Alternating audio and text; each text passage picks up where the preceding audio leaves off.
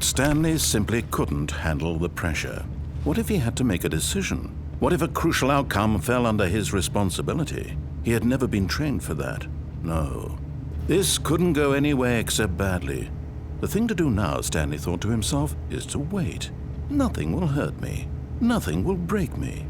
In here I can be happy forever. I will be happy. Stanley waited. Hours passed, then days. Had years gone by? He no longer had the ability to tell. But the one thing he knew for sure, beyond any doubt, was that if he waited long enough, the answers would come. Eventually, someday, they would arrive. Soon, very soon now, this will end. He will be spoken to. He will be told what to do. Now it's just a little bit closer. Now it's even closer. Here it comes. Ladies and gentlemen, my name is TotalBiscuit. This is a little bit odd. I'm here to ask and answer, or try to answer, one simple question. WTF is the Stanley parable? Good question. I don't have a great answer for you, I'm afraid, but I'll try my best. What I can say before I even begin this is, I think this is something that you should probably try and experience for yourself. Because it certainly does not convey itself well when you're not the one in control of it. It describes itself as an exploration game, and it's by a company called Galactic Cafe. It's based on the mod that they made for Half-Life in 2011. You play, or do you, as Stanley, whose job it is to input numbers into a computer given to him by some mysterious authority. Suddenly, everyone at his workplace disappears, and a narrator appears in his head. And then you explore the area and make choices, or do you? Yeah, I know, it's starting to sound a little bit pretentious, isn't it? It is more of a virtual art piece than a game. I've used the term virtual installation when I was talking about games and narrative and what it takes to be a game.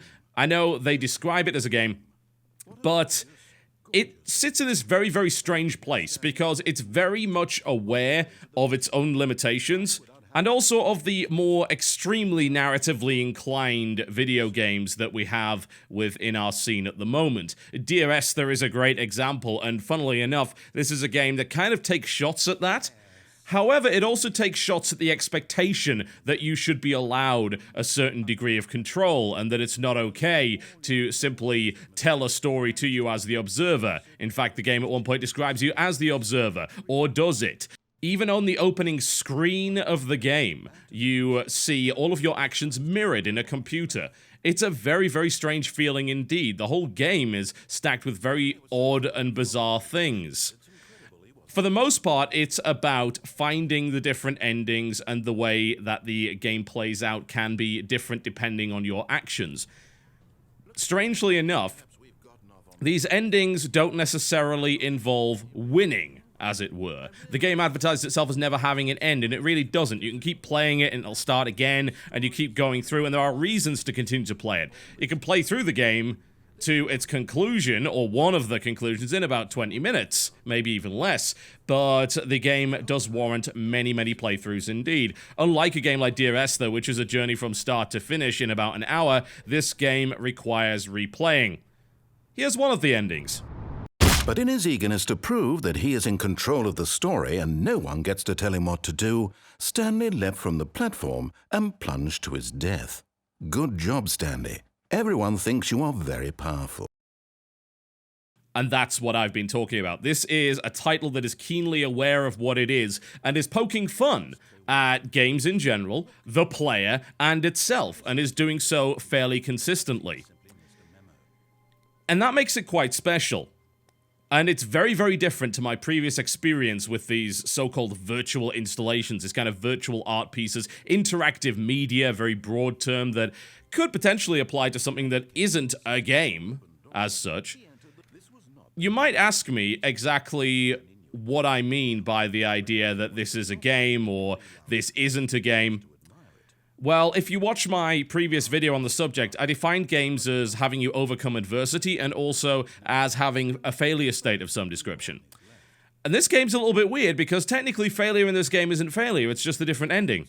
That's the weird thing. You know, throwing yourself to your death might be considered a failure state, but this game doesn't really have an ending. So you're not really being stopped from reaching the rightful ending, assuming there is a right ending. You're being given an ending, straight there. It's like, you killed yourself. Why did you kill yourself? You killed yourself because you felt the need to prove to the game that you have some semblance of control. The game is actively mocking you for even trying that, and it's really quite brave and very interesting. It really made me have another look at myself and the expectations that I have of narratively driven games. It reminds me of the video I did a long time ago to Portal 2, and some of my viewers got very upset because I wasn't doing what the game told me to do. I sat there refusing to pick up Wheatley. Mostly because I wanted to see what he'd say, and the game accounted for that and had a bunch of different dialogue, which people would have never heard otherwise. But people got really upset. It's like, why aren't you doing what the game's asking you to do? You've got to progress. You've got to keep going. The Stanley Parable says to you, actually, you don't. As you saw earlier, one of the endings is you just close the door. It's like, nope, not going out there. End of the game. Done. You can end the game very, very quickly indeed. The game flat out encourages you to take those kind of actions, to rebel against the game's systems, and it rewards you with different narration and different scenes and parts of the level to explore, but it also likes to point its finger and laugh at you for doing it. And I kind of appreciate that, because it takes a very brave game indeed to not only mock itself and the genre tropes, but also to put a spotlight on the player and say, what are you doing? What exactly are you doing? What kind of rebellion do you really feel like you have to instigate here? What are you rebelling against? What do you got? Is what it asks. That and many other things indeed. And that is very unique, and I think that it's very valuable. As to whether or not it's a game, it's a difficult thing to say. I feel it's a very well-told piece of interactive fiction, which of course is a bad term to use because IF also refers to traditional text adventures these days. But as a virtual installation, as a piece of interactive media, it does a great job of telling a story but also making you think. What it also does, though, is entertain you. It has no qualms about saying, we have a massive, deep message to tell you here, and we're going to force it on you whether you like it or not. You want to find out that message. You are pushed towards the next piece of excellent narration. You are pushed towards another playthrough with a different set of choices, and you just relish in it. You really, really do. It is something to be experienced. It really, truly is. And if anything was to prove to me the value of the virtual installation, it would be this, which is in stark contrast to Dear Esther, a game which I do feel that Stanley Parable mocks a little bit, because it's not a game that says to you, you must go down this path. At least not directly. I think there's a subtext of it, certainly. But the Stanley Parable is a game that kind of respects your time. It's a game that can even be played in short bursts. It says that it has no ending, which I suppose is technically true. What is the right ending out of all of the endings that the game actually provides you? Who are you to say? I guess that's open to individual interpretation. The absolute biggest strength of Stanley Parable, however, beyond all of that, is the joy of discovery. That's what the game provides, and it does so simply by showing you this very interesting scenarios and by giving you this fantastically well-written narration and taking a great joy in its own eccentricity. It wants to share that with you. It takes great pleasure in doing so, but it also likes to be a little bit of a dick. It likes to poke at your tendencies. It likes to say, you know what? The way that you think, maybe that needs to change just a little bit. Your attitudes when it comes to games, maybe they're wrong. Maybe there's a different way of looking at this. It barely has any gameplay to speak of, and since I don't believe the game actually has a failure state, I don't think it really qualifies under kind of my definition of it. It's more of an exploration of this mad museum, I suppose, and it's got a lot of winding corridors. It takes you to different places, and you don't quite know where you are. It's basically IKEA, and just like IKEA, it provides you with a flat pack of ideas and requires you to build your own interpretation. That's probably the best line I've ever come up with, and I'll never ever beat it. But there is no answer. How could there possibly be? In reality, all he's doing is pushing the same buttons he always has. Nothing has changed. The longer he spends here, the more invested he gets, the more he forgets which life is the real one.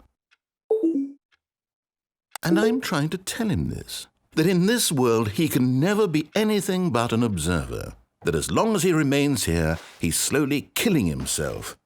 But he won't listen to me. He won't stop. Here, watch this. Stanley, the next time the screen asks you to push a button, do not do it. If you came here looking for an adventure game, that's not what the Stanley Parable is. If you came here looking for a game, that's not what the Stanley Parable is.